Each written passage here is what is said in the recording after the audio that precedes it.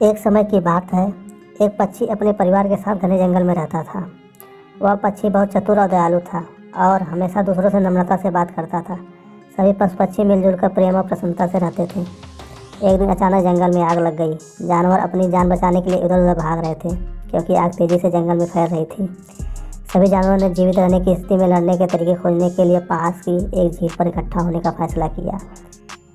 हर कोई अलग अलग सुझाव लेकर आया, लेकिन दुर्भाग्य से सभी असहाय महसूस कर रहे थे। नन्ही चिड़िया भी सोच रही थी, लेकिन उसके दिमाग में कुछ भी नहीं आया, इसलिए वह बहुत दुखी थी। अचानक वह उड़ी और अपने चोंच में थोड़ा पानी भर लिया और आग पर पानी छिड़कने के लिए जंगल में चली गई। और वही प्रक्रिया बार बार कर रही थी। एक हाथी ने छोटी चिड़िया को देखा और पूछा, तुम क्या कर रहे हो? क्या आपके घोंसले में अंदर कुछ बचा हुआ है? चिड़िया बोली, नहीं नहीं, मेरे घोंसले के अंदर तो कुछ भी नहीं है, लेकिन मुझे उस जंगल से डर लग रहा है जहाँ हम सब इतने लंबे समय से रह रहे थे। जंगल हमारा घर है, जहाँ हमारे परिवार और दोस्त हैं। मैं इस जंगल के इस हालत में नहीं छोड़ सकता, इसलिए आग बुझाने की कोशिश कर रहा हूँ।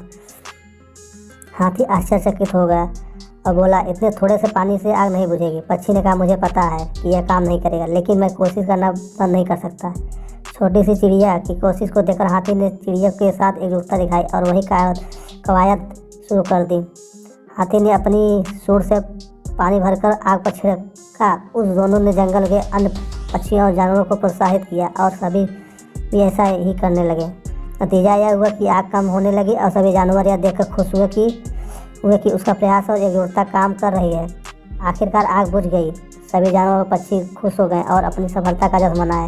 हुर्रे, हमने अपना घर बचा लिया। सभी जानवरों ने पक्षी की ओर देखा और कहा, धन्यवाद छोटे पक्षी। यदि आपने हमें प्रेरित नहीं किया होता तो हम पूरा जंगल खो सकते थे। अंत में वह सभी जंगल में खुश से रहने लगे। इस कहानी से हमें यह सीख मिला कि हमें मिलजुल कर काम करना चाहिए। मिलकर काम करने वालों की हार नहीं होती है।